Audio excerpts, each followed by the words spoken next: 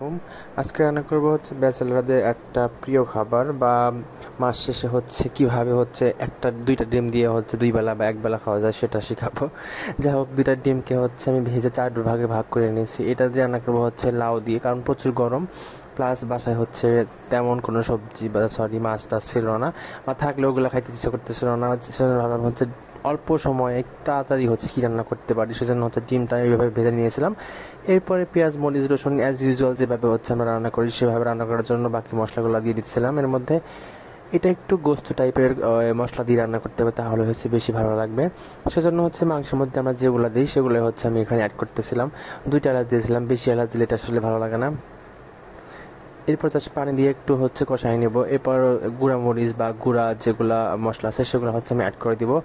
2টা হচ্ছে লবঙ্গ, হ্যাঁ লবঙ্গ দিয়েছিলাম এটা। তারপর হচ্ছে হলুদ গুঁড়া মরিচগুলো দিয়ে দিলাম, লবণ দিয়ে দিলাম। এরপর এটাকে একটু বেশ কিছুক্ষণ কষাবো। এটা কিন্তু আলু দিয়ে রান্না করলে সবচেয়ে বেস্ট লাগে, যেহেতু আলু একটু গরম টাইপের খাবার, সো আমি এগুলোকে অ্যাভয়েড করতেছিলাম। লাউ ছিল বাসায়, সো লাউ দিয়ে রান্না করার জন্য প্রিপারেশন নিচ্ছিলাম। লাউকে অর্ধেক লাউয়ের অল্পটুকু নিয়েছিলাম। এরপরে হচ্ছে দিয়ে দিলাম। লাউটা একটু অন্যরকম ছিল, শক্ত শক্ত, তারপরে ওইটা ভালো নরম হয়েছিল, সমস্যা হয় খাইতে, মজা ছিল। এরপর ভালোভাবে কষিয়ে এই লাউয়ের পানি থেকে হচ্ছে পানি বের হয়ে এটা সিদ্ধ হয়ে যাবে।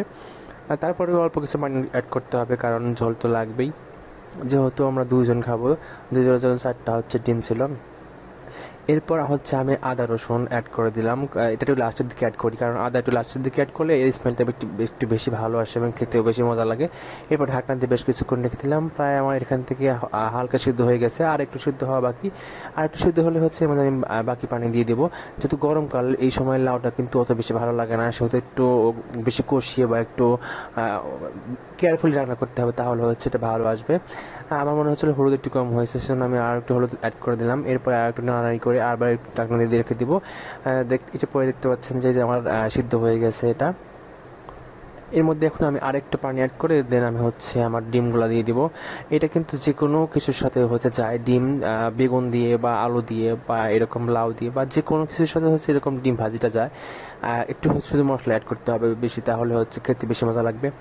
আমাদের ব্যাচেলারদের লাস্ট মান্থে এরকম রান্না আসলে মাঝে মাঝেই হয় এবং খেতে ভালো লাগে। ডিম ভাজি করে এভাবে রান্না আমার মনে হয় সবাই খায়। আর যারা ভালো লাগে তারা অবশ্যই একবার ট্রাই করে দেখতে পারেন এটা কেমন লাগে। ঝোল যখন শুকিয়ে যাচ্ছিল তখন হচ্ছে আমি এটা হচ্ছে অ্যাড করে দিলাম। অ্যাড করে দেওয়ার পরে হালকা কিছুক্ষণ জাল করার পর হচ্ছে এটা নামিয়ে নিব আমি।